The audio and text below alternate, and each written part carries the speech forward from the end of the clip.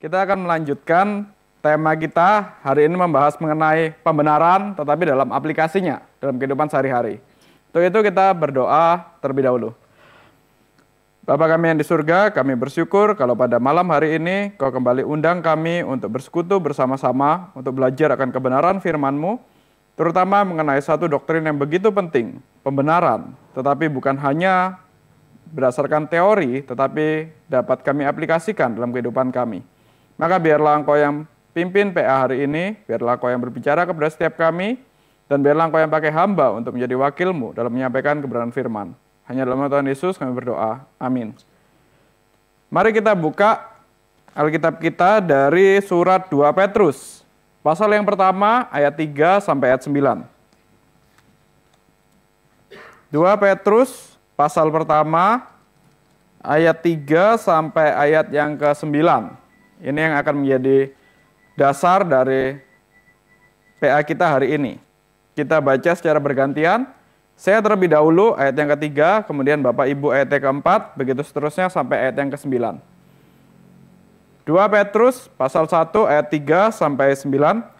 Kuasa ilahinya telah menganugerahkan kepada kita segala sesuatu yang berguna untuk hidup yang saleh oleh pengenalan kita akan Dia yang telah memanggil kita untuk kemuliaan dan kebaikannya.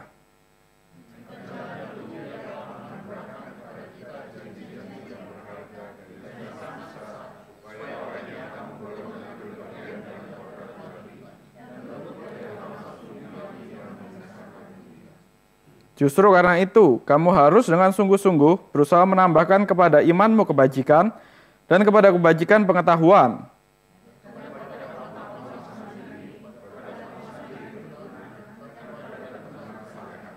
Dan kepada kesalehan, kasih terhadap saudara-saudara, dan kepada kasih terhadap saudara-saudara, kasih terhadap semua orang.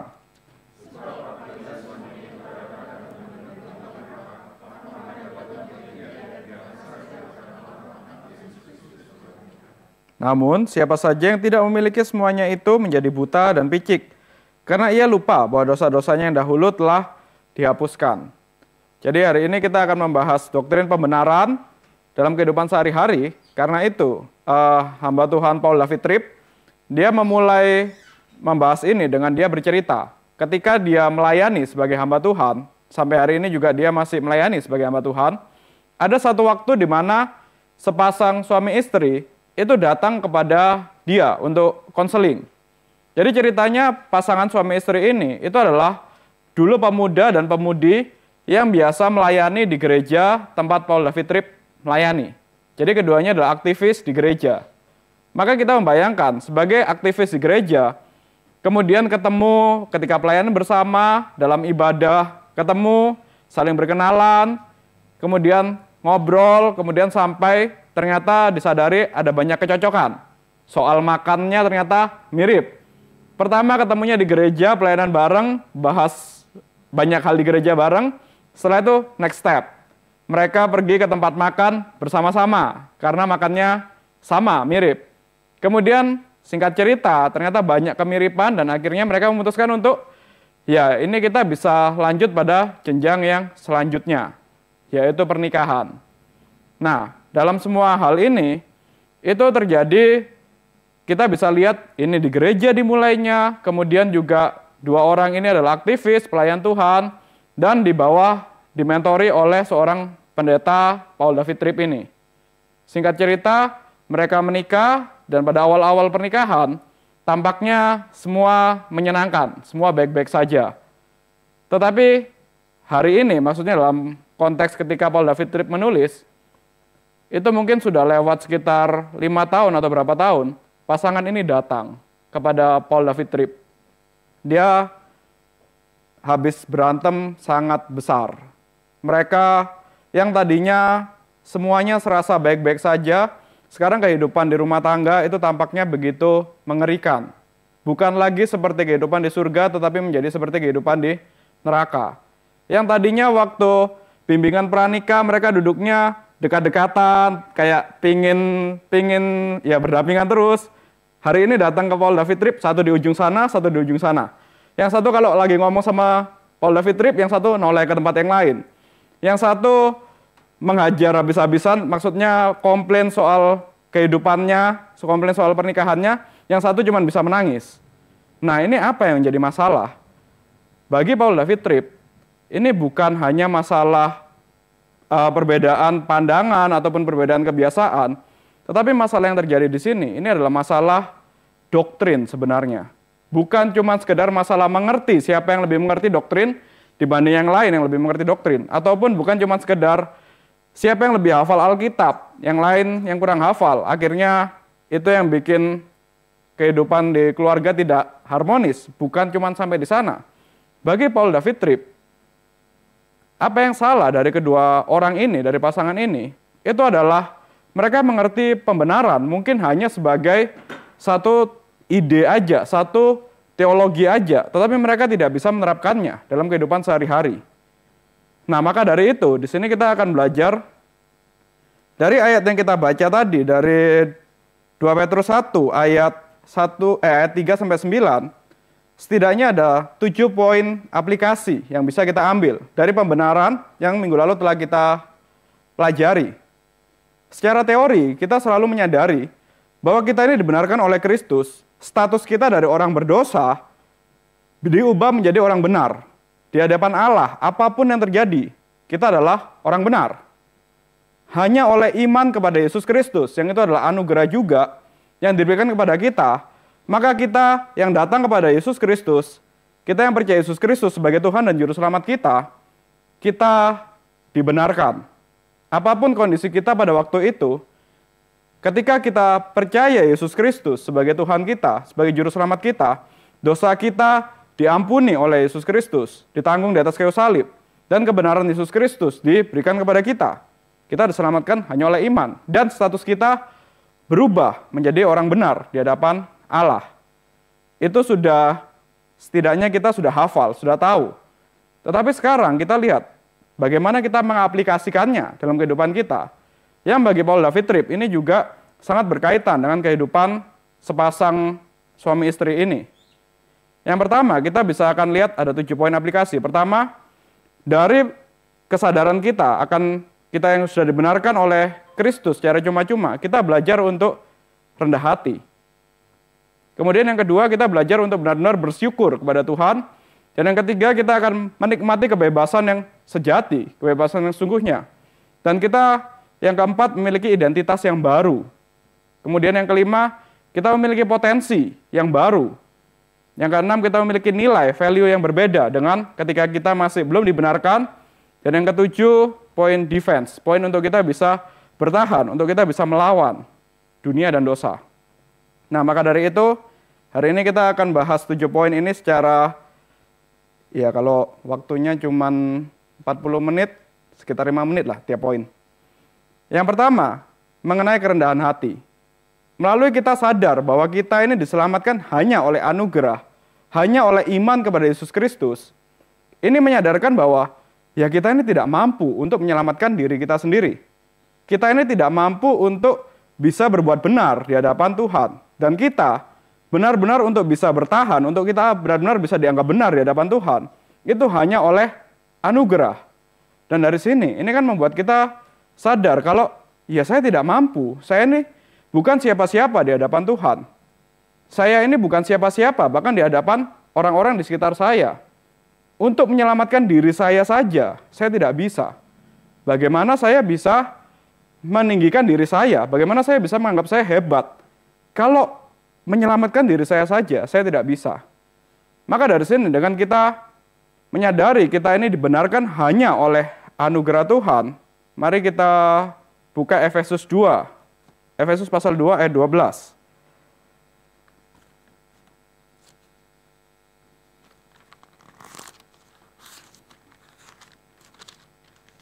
Efesus pasal 2 ayat yang ke-12. Saya bacakan. Untuk memperlengkapi orang-orang kudus bagi pekerjaan pelayanan, bagi pembangunan tubuh Kristus. Jadi kalau kita salah baca. Efesus pasal 2 ayat 12. Pada waktu itu kamu tanpa Kristus, tidak termasuk kewargaan Israel dan tidak mendapat bagian dalam ketentuan-ketentuan yang dijanjikan. tanpa pengharapan dan tanpa Allah di dalam dunia. Ini mau menyatakan, ya tanpa Kristus, tanpa anugerah keselamatan, kita ini nggak ada bagian sama sekali menikmati covenant, menikmati janji, menikmati anugerah dari Tuhan. Kita tidak ada bagian sama sekali bisa mengatakan, saya ini anak Tuhan, saya ini orang benar, saya ini umat tebusan Tuhan. Kita tidak ada bagian sama sekali pada waktu dulu kita belum dibenarkan. Tetapi hanya oleh anugerah yang Tuhan berikan secara cuma-cuma, kita bisa masuk menjadi orang benar, diangkat sebagai anak-anak adopsi. Dan itu bukan karena kekuatan kita, bukan karena usaha kita, tetapi murni karena anugerah Tuhan. Maka di sini kesadaran bahwa kita ini dibenarkan hanya oleh anugerah Tuhan, bukan oleh kekuatanku, ini akan menghancurkan kesombongan. Kesombongan bahwa aku bisa berjuang sendiri, kesombongan bahwa aku bisa menyelamatkan diriku sendiri, kesombongan bahwa aku bisa hidup berdasarkan jalanku sendiri. Itu akan hancur begitu saja dengan kita sadar bahwa ya untuk membenarkan diri sendiri aja itu butuh anugerah, butuh Tuhan yang topang. Nah, di sini Paul David Tripp mengatakan dengan kita menyadari bahwa kita bisa diselamatkan hanya oleh anugerah, kemudian kita sadar kesombongan ini adalah lawan yang kita nggak bisa lagi bertahan, mempertahankan kesombongan. Maka di sini, kalau kita menyadari bahwa kita sudah tidak bisa lagi menyombongkan diri kita, siapa saya bisa menyelamatkan diri, kesombongan sudah nggak ada, kita bisa menyadari bahwa kesombongan yang adalah sumber dari banyak sekali dosa. Misalnya, kita dulu biasanya apa yang bikin kita tidak sabar, apa yang bikin kita gampang marah, itu kan seringkali juga ya pride, kesombongan. Ketika saya mempersiapkan materi ini ya, saya sendiri juga yang pertama kali tertegun, pertama kali disadarkan, apa yang bikin saya gampang marah, apa yang bikin saya sumbunya pendek, apa yang bikin saya suka menilai orang lain, apa yang membuat saya terus mengingat kesalahan orang lain, dan sukar untuk mengampuni, itu adalah kesombongan. Karena menganggap diri saya itu seharusnya dianggap lebih baik oleh orang lain. Diri saya seharusnya, saya bisa menunjukkan bahwa saya ini lebih hebat daripada apa yang orang lain anggap. Diri saya ini seharusnya, saya ini punya standar tertentu, maka saya meminta pasangan saya, istri saya misalnya, atau rekan kerja saya, atau siapapun di sekitar saya, untuk mengikuti standar saya. Karena saya punya standar, kalian bawahan, kalian harusnya ikut standar saya dong. Nah itu yang membuat kita ketika melihat orang yang kecepatannya agak lebih susah, lebih lambat, ada yang standar kerjanya lebih rendah dari kita langsung merasa gampang marah. Karena merasa, saya mampu loh untuk mengerjakan itu, saya mampu loh untuk bisa sampai sini, ya kamu juga harusnya ikut dong, kamu harusnya juga bisa mampu sampai sini dong. Kalau saya bisa secepat ini bekerja, kamu juga bawahan saya, atau kalau bawahan masih mending lah, kamu istri saya, kamu partner saya, kamu juga harusnya ngikuti kecepatan saya dong, kamu harusnya juga mengikuti apa yang saya bisa dong. Kalau saya bisa, kamu harusnya bisa. Ketika ternyata pasangan kita nggak bisa, skill tertentu, kita langsung merasa marah, kita langsung merasa, kok gitu aja nggak bisa sih? Biasanya kan kalimat ini ya sering lah keluar sebagai pasangan suami istri juga, ya meskipun saya juga masih baru, masih sumur jagung, tapi kan sudah ada tanda-tanda seperti ini. Ketika melihat pasangan, kok gini aja nggak bisa sih? Harusnya bisa dong. Nah itu kenapa bisa begitu? Karena ada kesombongan dalam diri kita. Yang akarnya lagi-lagi, saya bisa, saya mampu menyelamatkan diri saya sendiri. Saya mampu bertahan, saya mampu dinilai benar di hadapan Tuhan.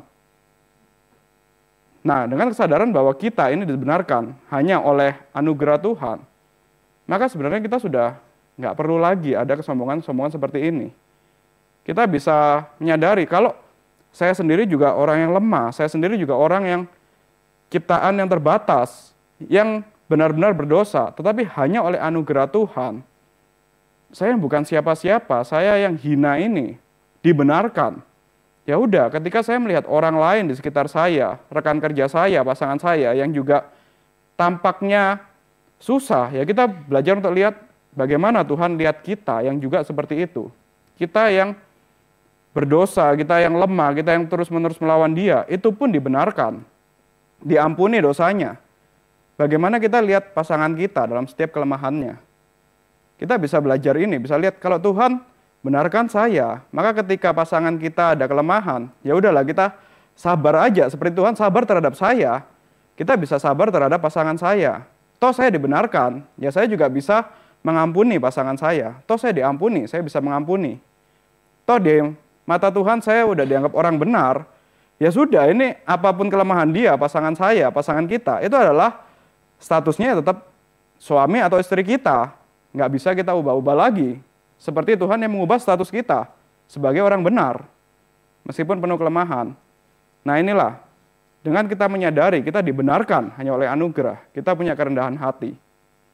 Dan kita bisa melihat orang lain juga dengan ya rendah hati. Ini sebagai buah yang pertama dari pembenaran. Kita memiliki kerendahan hati. Karena kesadaran bahwa ya kita dibenarkan hanya oleh anugerah Tuhan. Kemudian yang kedua, dengan kesadaran bahwa kita dibenarkan hanya oleh anugerah Tuhan, kita akan memiliki rasa syukur yang sejati. Kalau tadi, awalnya ketika kita berusaha dengan kekuatan kita sendiri untuk membenarkan diri kita sendiri, kita akan menjadi manusia yang ya kita manusia yang berdosa, kita akan mengandalkan kekuatan kita sendiri, itu akan membuat kita menjadi seorang yang egois, membuat kita menjadi seorang yang tidak mudah bersyukur, tetapi lebih mudah mengeluh daripada bersyukur. Ya iyalah, karena kita kan orang yang berdosa, kita ingin membenarkan diri kita sendiri, berusaha dengan kekuatan kita sendiri, akhirnya kita melakukan setiap tindakan, pelayanan, apapun itu, pekerjaan, pelayanan, maupun segala sesuatu, kan fokusnya menjadi diri sendiri kan. Saya melayani supaya saya dinilai benar di hadapan Tuhan. Saya melayani supaya saya dianggap benar oleh gereja. Saya melayani supaya dunia melihat saya sebagai orang kudus, sebagai orang yang benar. Dan akhirnya ini juga membuat kita ya menjadi semuanya melihat diri sendiri, dan sendiri terus, menjadi egois. Jadi suka mengeluh. Dan kita bayangkan kalau kita menghidupi kehidupan sebagai suami istri dengan sifat yang seperti ini, ataupun sesama pelayan Tuhan dengan sifat yang seperti ini. Misalnya saya menikah, itu ya supaya kebutuhan saya terpenuhi. Istri saya harus melayani saya, semuanya untuk saya. Kemudian juga saya menikah, itu supaya status saya berubah. Kalau single, itu kan biasanya dianggap ada yang kurang. Dianggap, ya belum dewasa lah, masih sendirian. Supaya nggak dianggap pemuda terus, biasanya kalau tanya ke pemuda di GRI, batasnya pemuda itu apa sih? Kok kalau kita lihat cabang-cabang tertentu ada pemuda yang sudah rambutnya tipis, ada pemuda yang sudah tampaknya usianya tua, tapi kok tetap di ibadah pemuda? Batasnya apa sih?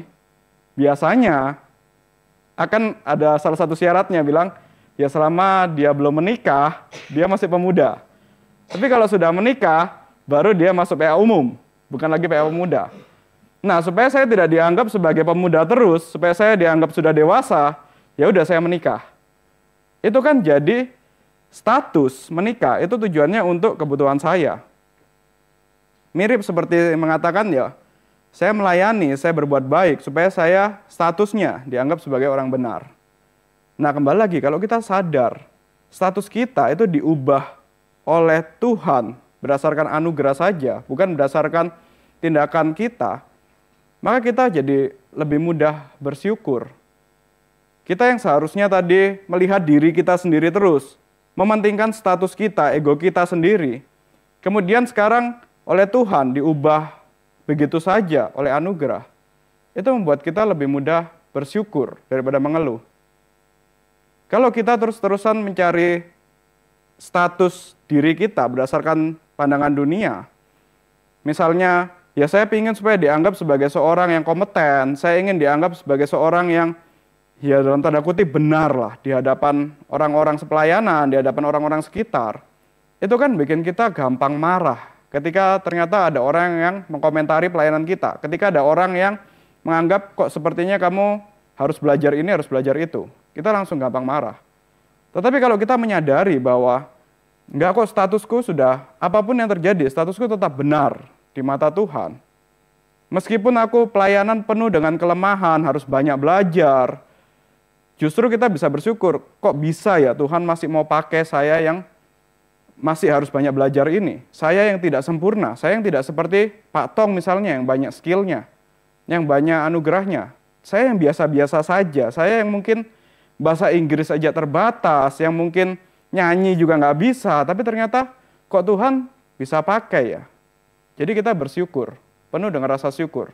Kok Tuhan mau ya benarkan saya, anggap saya sebagai orang benar, saya yang tampaknya seperti sampah ini di mata dunia. Nah itu membuat kita jadi lebih bisa bersyukur dibanding dengan yang sebaliknya tadi. Kalau kita mencari kebenaran, membenarkan diri berdasarkan perbuatan sendiri yang tadi, itu akan membuat kita semuanya berpusat pada diri dan kita akan lebih mudah mengeluh. Tapi ketika kita menyadari kita dibenarkan oleh Tuhan, itu akan membuat kita lebih mudah bersyukur daripada mengeluh. Jadi di sini buah yang kedua dari pembenaran dalam kehidupan sehari-hari, itu ada rasa syukur yang sejati. Tanpa rasa syukur, hidup kita akan dipenuhi dengan keluhan dan beban. Tetapi dengan kita terus menyadari, saya ini sudah orang benar di hadapan Bapa. Ya udah, kita bisa penuh dengan syukur. Meskipun dalam pelayanan kita mungkin masih banyak ketidaksempurnaan, banyak perlu belajar ini, belajar itu, tapi Tuhan tetap anggap benar. Ya udah, bersyukurlah. Tuhan masih menunjukkan anugerah yang begitu besar kepada kita. Dan karenanya ada buah yang ketiga, yaitu kebebasan. Dengan kita menyadari bahwa kita benar-benar sudah dibenarkan di hadapan Tuhan, dan kita tidak perlu berlelah-lelah untuk mencari kebenaran berdasarkan usaha kita sendiri. Ini kan sudah membuang beban kita yang kita terus-menerus kepikiran, saya kalau kurang kerja, kurang pelayanan ini, kurang sempurna, kurang giat untuk Tuhan, atau saya yang masih ada dosa ini, dosa itu, saya yang kurang kudus di hadapan Tuhan. Kalau kita terus hidup seperti itu kan bikin kita nggak tenang hidupnya. Kita ke gereja itu supaya tidak dihukum oleh Tuhan. Kita melayani itu supaya dianggap lebih kudus sama Tuhan. Jadi semuanya ada beban dalam kehidupan kita. Kenapa saya tidak mau korupsi? Ya supaya saya dianggap benar oleh Tuhan. Jadi semuanya itu karena ketakutan kerjanya. Karena ketakutan dianggap salah oleh Tuhan. Karena ketakutan dianggap sebagai orang yang berdosa. Karena ketakutan akan hukuman Tuhan. Tetapi ketika kita menyadari bahwa kita ini dibenarkan, maka ada kebebasan yang benar-benar membuat kita lega. Meskipun kita masih penuh kelemahan, penuh dengan cacat celah, tapi Tuhan benarkan kita. Apapun yang terjadi dalam kehidupan kita, mungkin di mata dunia, di tempat kerja kita, atau mungkin dari pasangan kita juga seringkali menganggap, ya saya ini sebenarnya bukan pekerja yang baik, saya ini bukan istri atau suami yang memang baik seperti yang ditawarkan oleh dunia, misalnya Instagram, Hollywood yang mengatakan, TikTok apalagi, istri yang baik itu harus begini-begini, atau suami yang baik itu harus memberikan uang 15 juta tiap bulan kepada istrinya, dan lain-lain. Kemudian kita merasa, ya saya tidak bisa sampai sana, maka saya bukan suami yang baik. Nah itu kan kalau kita mengejar kebenaran, maksudnya mengejar pembenaran berdasarkan usaha kita sendiri, maka kita akan terus-menerus berusaha untuk mencapai target itu. Tapi kalau kita sudah menyadari statusku ini diubah oleh Tuhan, oleh anugerah, ketika kita menikah, status kita menikah, itu pun juga dari single menjadi menikah, itu juga adalah anugerah dari Tuhan. Maka meskipun dalam pernikahan kita banyak kelemahan, meskipun dalam pernikahan kita banyak kelihatannya tidak seharmonis, film-film Disney yang menunjukkan pernikahan antara Tuan Putri dan Prince Charming, tampaknya kok tidak sebahagia itu, kok tampaknya lebih banyak, ya banyak kelemahan ini, kelemahan itu. Tetapi itu pun juga pernikahan yang orang benar dengan orang benar yang diberkati oleh Tuhan. Ada kebebasan untuk kita ya bisa menikmati, bersyukur untuk itu. Kita nggak perlu lagi mencari hal-hal yang ya untuk membenarkan diri sendiri lagi.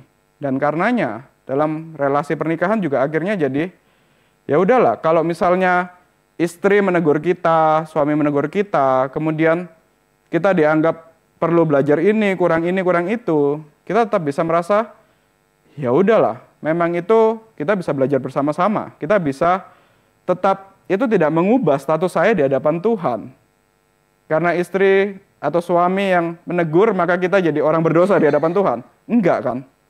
Jadi ya nggak masalah. Ada kebebasan yang membuat kita merasa lebih rileks. Maka pembenaran itu menghapus rasa bersalah, rasa malu, dan rasa ketakutan.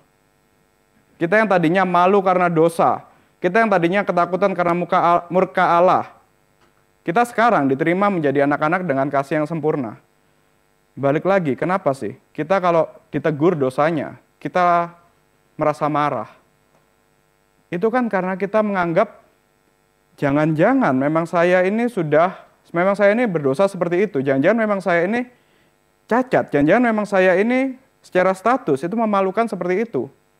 Tetapi kalau kita yang sudah tahu, kita dibenarkan oleh Tuhan, kita ditegur dosa, itu malah justru bikin kita, oh ya ternyata ada satu blind spot yang memang Tuhan kirim hambanya untuk menegur kita. Tapi itu tidak mengubah tidak mengubah status kita.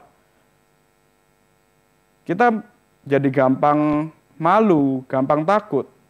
Kalau kita terus-terusan mencari pembenaran menurut usaha kita sendiri, gampang tersinggung. Tapi kalau kita sudah sadar, kita dibenarkan hanya oleh anugerah, ya udah kita bisa rileks.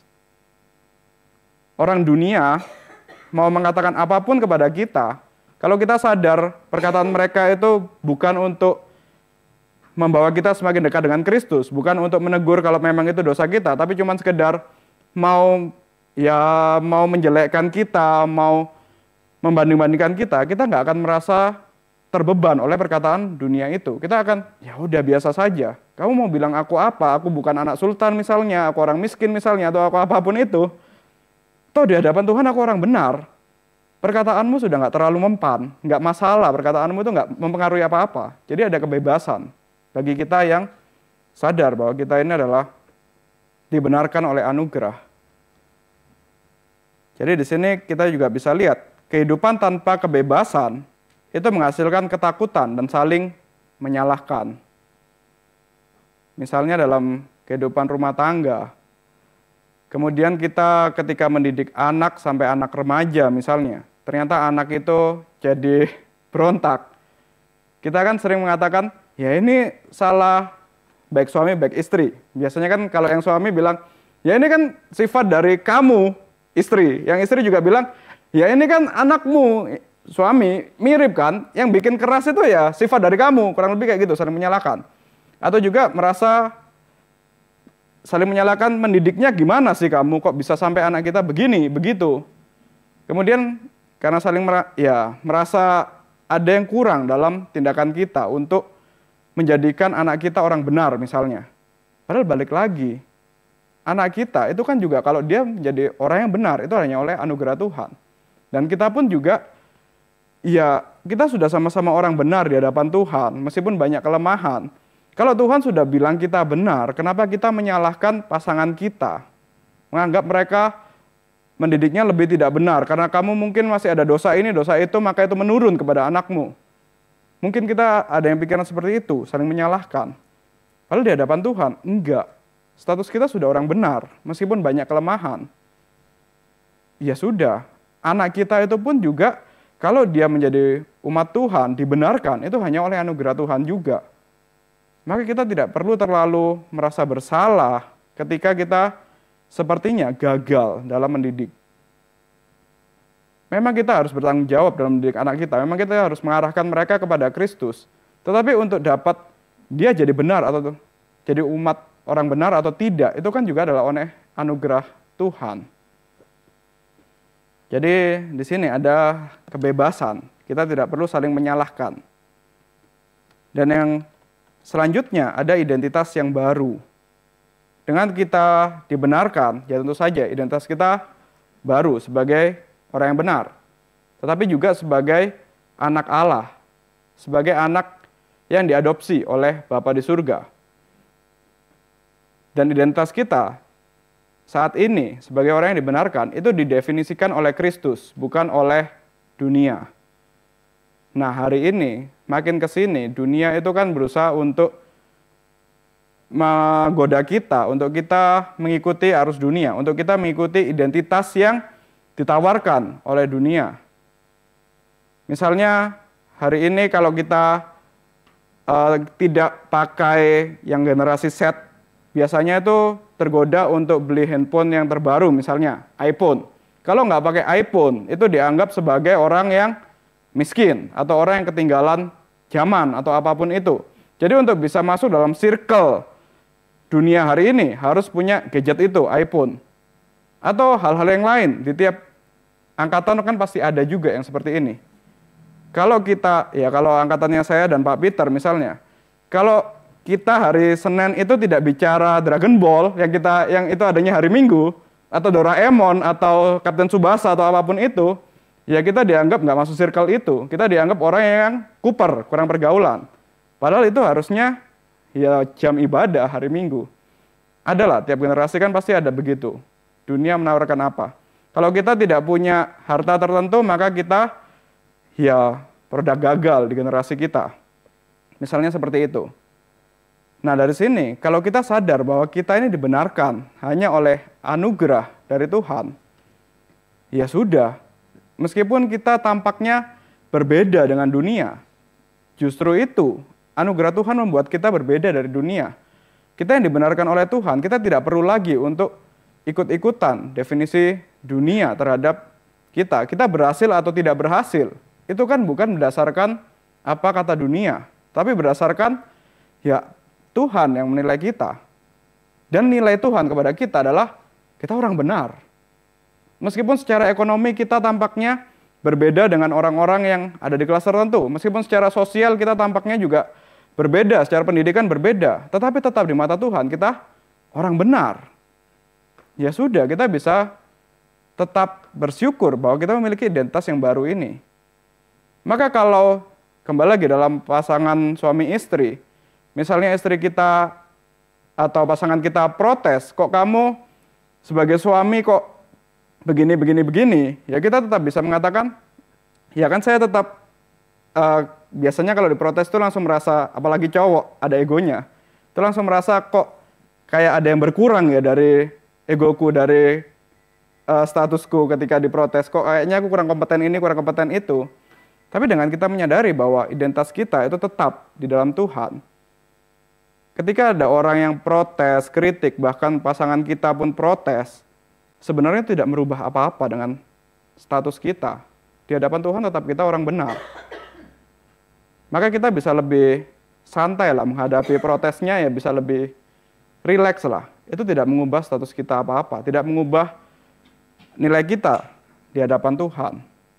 Biasanya cowok itu kan kesel kalau di protes, kita menganggap ya kayak ada yang berkurang gitu dari nilai kita. Padahal enggak. Karena Tuhan sudah berikan kepada kita identitas yang baru. Maka kita ada kebebasan dari kecemasan identitas yang bersumber dari dunia. Ada kebebasan sendiri ketika kita bagi dunia, mungkin kita dianggap sebagai orang yang biasa-biasa saja, dianggap bahkan mungkin sebagai orang yang gagal. Tapi kita bisa bebas dari itu, kita bisa mengatakan, ya itu kan nilai dunia, tapi di mata Tuhan saya tetap orang benar. Ya sudah, nggak masalah.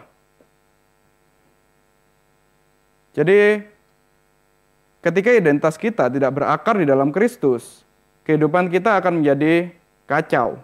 Kita akan terus-menerus mengejar identitas yang kita bangun sendiri, pembenaran yang kita bangun sendiri. Tapi ketika kita menyadari bahwa kita ini dibenarkan oleh anugerah Tuhan, ya kita tidak akan terjebak dalam pengejaran identitas yang seperti ini. Maka di sini kalau David Tripp itu memberikan contoh, sepasang suami istri itu, mereka membangun pernikahan dengan mereka mengharapkan pernikahan mereka itu berdasarkan identitas yang mereka bangun, kebenaran menurut mereka sendiri.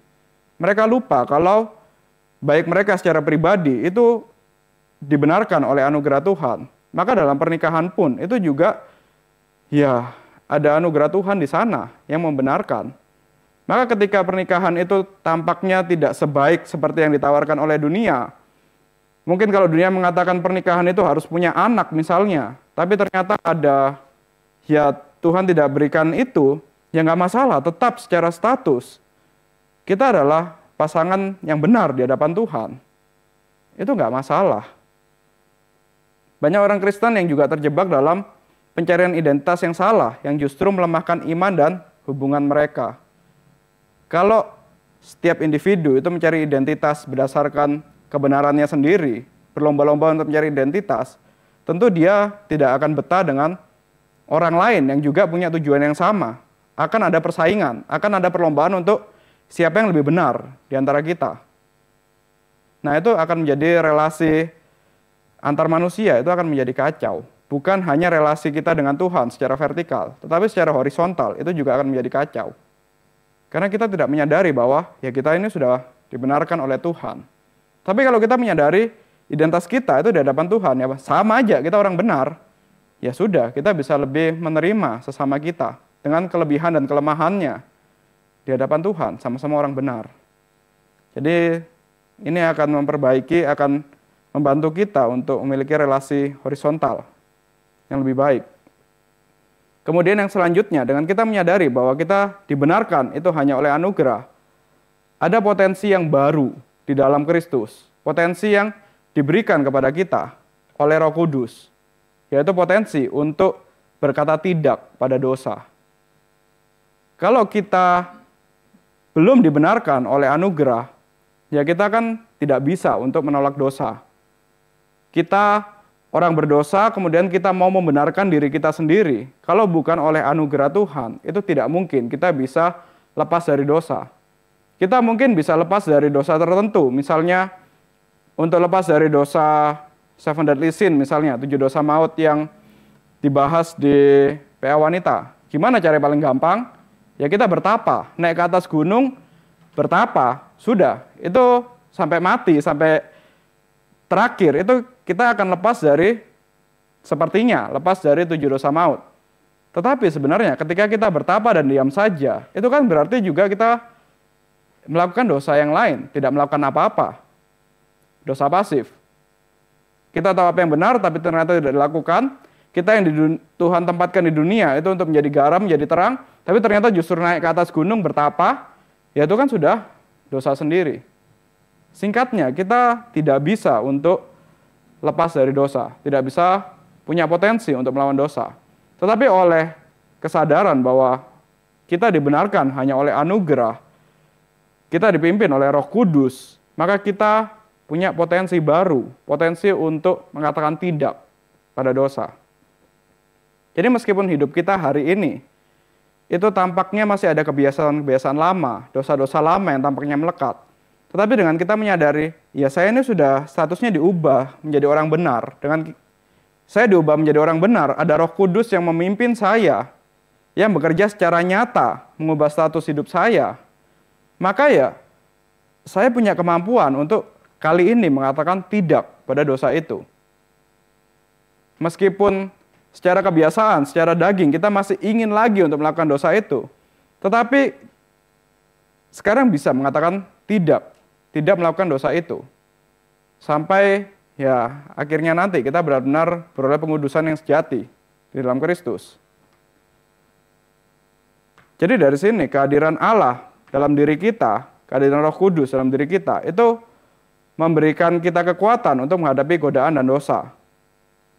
Kita menyadari bahwa kita dalam dunia ini tidak lagi berjuang sendirian, tetapi Roh Kudus yang pimpin kita. Roh Kudus yang mampukan kita untuk berperang menghadapi dosa, menghadapi dunia ini. Tuhan yang telah benarkan kita, Tuhan juga yang pimpin kita untuk berperang melawan dosa. Maka di sini kita bisa memiliki hidup yang berdasarkan identitas yang baru, yaitu sebagai anak-anak Allah. Dan karenanya kita dipanggil untuk hidup dengan pengendalian diri dan tidak membiarkan keinginan serta emosi yang mendominasi hidup kita. Maka ketika kita menghadapi relasi yang sulit, ya kita bisa sadar, saya ini sekarang anak Tuhan, saya ini anak Allah. Jangan saya terbakar emosi. Kalau orang dunia yang statusnya masih orang berdosa, itu maklum kalau gampang marah, maklum kalau gampang terbakar emosi. Tetapi saya sekarang ini adalah anak Allah. Roh Kudus ada dalam hidup saya. Maka ya jangan gampang emosi dong. Bisa dong kita punya buah roh. Itu sudah jelas. Jadi ini akan membantu untuk kita punya hubungan yang sehat, termasuk dalam pernikahan. Dan kita akan punya kesadaran ketika kita dalam pernikahan, dalam relasi yang sulit, dalam pelayanan atau apapun itu, kita dapat memilih untuk mengutamakan kebenaran daripada keinginan pribadi. Kita yang sudah dibenarkan oleh anugerah Tuhan, kita dipimpin oleh Roh Kudus, masuk dalam Kristus, maka kita punya potensi untuk benar-benar mengendalikan diri, untuk benar-benar mengatakan tidak pada dosa, untuk benar-benar punya buah roh. Maka kita tidak lagi gampang tersulut oleh emosi. Kita punya potensi itu yang sudah dibenarkan oleh iman. Kemudian yang keenam, kita akan memiliki value hidup yang baru, nilai hidup yang baru. Ketika kita menyadari kita dibenarkan oleh anugerah saja, oleh iman. Kuasa anugerah pembenaran itu akan menjernihkan nilai hidup kita. Kita yang tadinya itu suka menilai berlebihan pada hal-hal yang duniawi, yang sifatnya sementara. Misalnya, uang itu adalah asuransi jaminan masa tua kita anggap itu yang paling penting.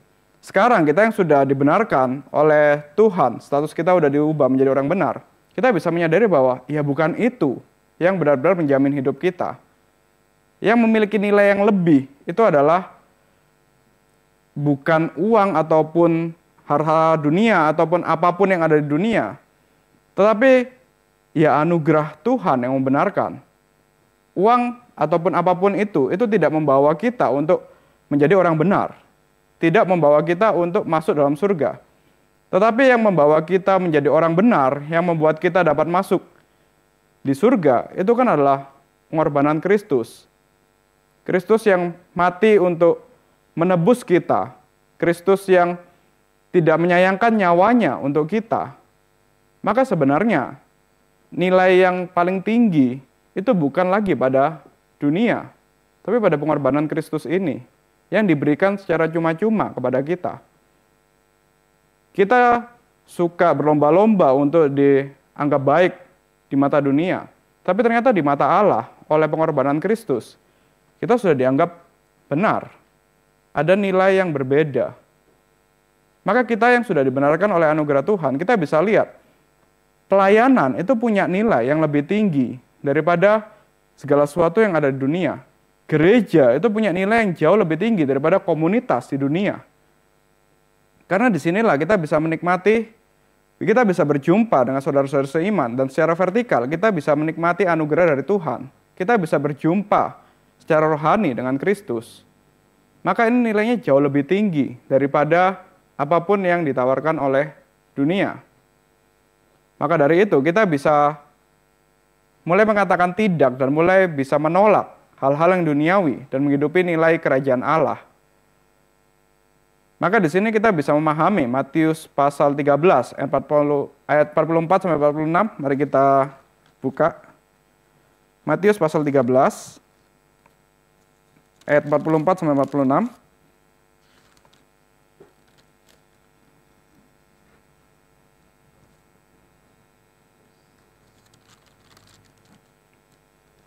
Matius 13 ayat 44 sampai 46 saya bacakan, kita baca bergantian.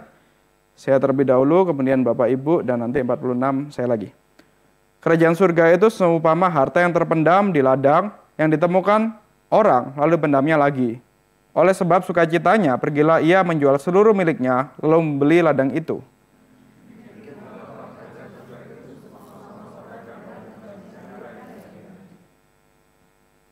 Setelah ditemukannya satu yang sangat berharga, ia pun pergi menjual seluruh miliknya, lalu membeli mutiara itu. Jadi kita sekarang menyadari bahwa kenapa orang ini sampai melakukan ini. Dia menganggap kerajaan Allah itu adalah harta terbesar yang layak untuk diperjuangkan. Maka dari sini kita bisa melihat nilai dari anugerah pembenaran Kristus. Itu tidak akan membiarkan hal-hal duniawi mengalihkan fokus kita dari Injil. Kita akan menyadari bahwa ya inilah nilai yang tertinggi kerajaan Allah. Maka ketika kita misalnya balik lagi dalam pernikahan, dalam relasi, kalau kita ketika bimbingan pranikah itu kan ditanya visinya apa, kenapa kita harus menikah, kenapa saya harus menikah. Kemudian nanti dalam perjalanan pernikahan juga, dalam perjalanan keluarga juga kita seringkali bisa bergeser nilainya. Kenapa kita menikah? Apa yang kita tuju sekarang? Kita mau kemana? Nah, dengan kita menyadari bahwa ada nilai yang tertinggi, nilai yang lebih tinggi daripada sekedar apa yang ditawarkan dunia, yaitu kerajaan Allah. Karena kita adalah umat Tuhan yang dibenarkan oleh anugerah, ya kita bisa mengarahkan pernikahan kita bisa fokus melihat pada kerajaan Allah itu. Maka ketika ada hal-hal remeh yang mengganggu pernikahan kita, misalnya cuma sekedar, kalau pernikahan itu hal remeh, berbagai hal remeh bisa ya ternyata jadi masalah berantem. Sekedar telat masak sarapan aja ternyata juga bisa bikin ribet juga. Nah, itu tidak akan bikin kita jadi merasa, ya karena saya tidak telat dapat sarapan, atau misalnya karena saya bangun kesiangan dan segala macam, akhirnya itu jadi alasan yang, ya kita bisa cerai karena ini. Itu kan jadi rasanya kayak remeh sekali. Tapi kadang dunia justru hal-hal yang remeh seperti ini yang dianggap, ya ini alasan yang cukup, terlalu banyak perbedaan di antara kita, maka kita bisa berpisah. Tetapi kalau kita menyadari, ya kita menikah itu karena untuk apa? Untuk ya menggenapi Injil Kerajaan Allah. Kita memang menggenapi firman Tuhan, Tuhan yang satukan kita, dan ada mandat budayanya, ada mandat Injilnya yang harus kita lakukan. Ya udah, menjalankan covenant Tuhan, menjalankan janji nikah itu jauh lebih penting, jauh lebih berharga daripada sekedar ya masalah-masalah kayak tadi, sarapan atau tidak sarapan, begitu-begitu saja. Jadi ada nilai yang lebih tinggi yang dapat diperjuangkan. Kita nggak terlalu mudah untuk marah dengan pasangan kita hanya karena hal-hal yang remeh. Tapi baru kita bisa marah dengan pasangan kita ketika pasangan kita mulai tidak percaya Injil misalnya, mulai mengajar anak untuk tidak ke gereja. Nah, kalau itu baru kita bisa marah. Tapi kalau hal-hal yang kehidupan sehari-hari, ya udahlah, kita bisa hadapi dengan, ya namanya juga hidup. Ya sudah, kita hadapi dengan sukacita aja meskipun penuh perbedaan. Selama tidak melenceng dari harta yang paling berharga itu, yaitu kerajaan Allah.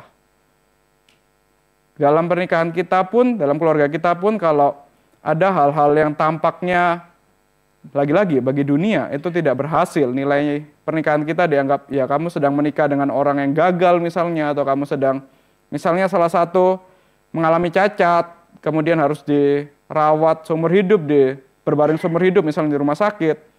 Bagi dunia itu kan seperti pernikahan yang gagal. Tetapi kalau kita menyadari nilai yang tertinggi itu adalah kerajaan Allah, kalau orang-orang yang anggota kerajaan Allah itu menghormati pernikahan, menghormati janji nikah, ya udah itu nilai yang lebih berharga untuk dipertahankan daripada sekedar karena dia tidak bisa memenuhi kebutuhan biologisku maka aku harus cerai. Ada nilai yang lebih tinggi yang harus dipertahankan. Nah, kemudian yang terakhir, Paul David Tripp mengatakan defense. Kita memiliki kemampuan untuk berperang secara rohani. Peperangan rohani itu benar-benar nyata. Tetapi oleh kita yang telah menerima anugerah pembenaran Allah, kita yang masih hidup dalam dunia, kita dapat menghadapi dunia dengan segala kengeriannya dalam peperangan rohani. Alkitab itu selalu mengatakan iblis itu seperti singa yang terus mengaum, singa yang terus siap untuk menerkam kita, yang terus mau menyerang kita dengan kebohongan dan godaan untuk melemahkan iman kita. Untuk itu maka kita harus selalu waspada dan siap bertahan dalam iman. Nah, dengan kita menyadari bahwa ya saya ini memang dibenarkan hanya oleh anugerah, ya kita bisa, ya namanya kita dibenarkan hanya oleh anugerah, pembenaran kita itu benar-benar di tangan Tuhan, maka kita tidak akan takut untuk berperang di dunia. Kita tidak akan takut untuk terjun di dunia, untuk yang bekerja di pasar, ya bekerja di pasar. Kita tidak takut untuk masuk dalam politik Indonesia misalnya. Jadi politikus Indonesia yang penuh dengan kotor, penuh dengan korupsi dan segala macam. Kita tidak takut untuk, jangan-jangan nanti kalau aku masuk ke sana, malah jadi koruptor juga. Jangan-jangan nanti kalau aku masuk ke sana, kebenaranku hilang. Kita jadi nggak perlu takut untuk itu. Masuk dalam dunia yang paling gelap sekalipun, kita tetap dapat yakin bahwa ya saya di tangan Tuhan. Status saya tidak akan berubah, saya tetap orang benar di hadapan Tuhan. Kecuali kalau ya kita percayalah para koruptor-koruptor yang sekarang ketangkap, yang kemungkinan juga ada yang Kristen, itu memang dia bukan orang benar. Memang dia ya ada maunya di sana. Dia masih mencari nilai dunia. Karena dia tidak menyadari bahwa apa yang paling berharga itu sebenarnya sudah dimiliki, yaitu pembenaran dalam Tuhan, Kristus. Tapi dia masih menganggap uang yang triliunan itu lebih berharga daripada Kristus. Maka dia cari itu. Berarti ini kan menunjukkan kalau ya dia belum punya kesadaran bahwa nilai yang lebih berharga itu Kristus. Dia masih kejar hal dunia. Kalau kita yang menyadari kita dibenarkan oleh anugerah Tuhan, yaitu tadi kita bisa tidak perlu takut untuk masuk dalam dunia yang paling gelap sekalipun. Maka di sini kita bisa juga melihat kasih Allah itu tidak dapat dipisahkan. Meskipun kita ada kalanya di dunia itu menghadapi kesulitan, penderitaan, ataupun serangan iblis yang bertubi-tubi, itu tetap tidak akan memisahkan kita dari kasih Allah. Sebagai penutup, mari kita baca Roma 8 ayat 31 sampai 39.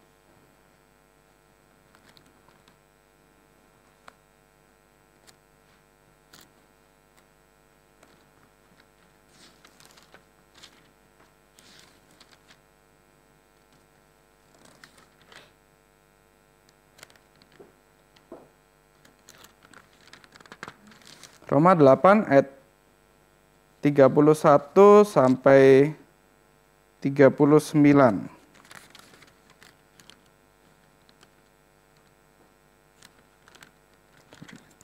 Kita baca secara bergantian, saya terlebih dahulu, kemudian Bapak Ibu sekalian sampai ayat 39. Sebab itu apa yang akan kita katakan tentang semuanya itu, jika Allah di pihak kita, siapakah yang akan melawan kita?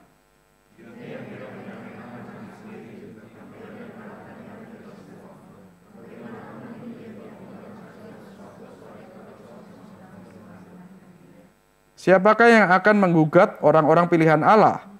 Allah yang membenarkan mereka? Siapakah yang akan menghukum mereka?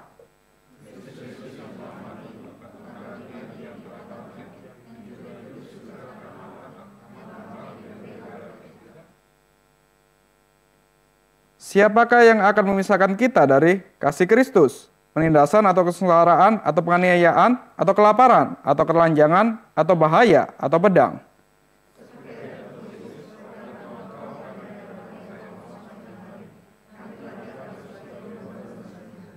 Tetapi dalam semuanya itu, kita lebih daripada orang-orang yang menang, melalui Dia yang telah mengasihi kita.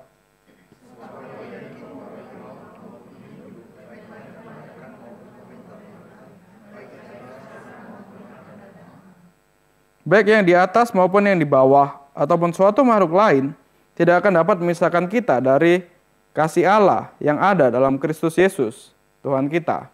Dan inilah yang menjadi kekuatan kita ketika kita menghadapi situasi yang penuh tantangan sekalipun, menghadapi kondisi yang penuh tekanan sekalipun, kita dapat menghadapinya dengan confidence, karena itu tidak akan mengubah status kita yang dikasihi oleh Tuhan. Sekali kita menikmati kasih Tuhan, sampai selamanya kita menikmati kasih Tuhan, dibenarkan oleh Kristus. Mari kita berdoa.